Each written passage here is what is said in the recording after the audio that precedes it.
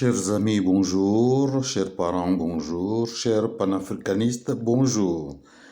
Aujourd'hui, je vais juste évoquer le sujet concernant les anti-impérialistes français, nos amis, qui, de par leur position, quelquefois, me désorientent considérablement. Alors, qu'est-ce qu'il en est de ces amis français anti-impérialistes? Je me suis rendu compte que ces amis, lorsqu'il s'agit d'un anti-impérialisme vague ou qui s'oriente contre les États-Unis, contre la Grande-Bretagne ou contre la Chine et la Russie, sont au premier rang pour développer un certain nombre d'arguments, parfois justes,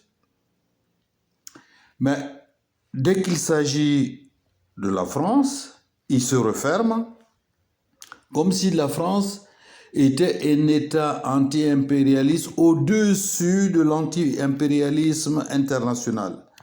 Alors, je m'en suis rendu compte à maintes reprises et je n'ai pas manqué de souligner et de relever cette attitude qui me désoriente totalement.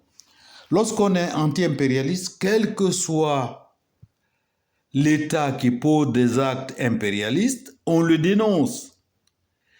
Et pour moi, la France est un pays impérialiste et je vais vous dire pourquoi. Parce que dans les années 40, à la fin des années 40, après la Deuxième Guerre mondiale, vers la fin de la Deuxième Guerre mondiale, ce pays a effectué des massacres dignes des nazis dans les pays africains et je vais vous en prendre, vous donner des exemples. Au Cameroun, il y a eu des villages rasés au napalm, des femmes et des enfants tués, exécutés. En Côte d'Ivoire, à Dimbokro, il y a eu des femmes enceintes éventrées à la baïonnette, des gens assassinés sous les yeux d'un journaliste. Et la vidéo existe encore aujourd'hui.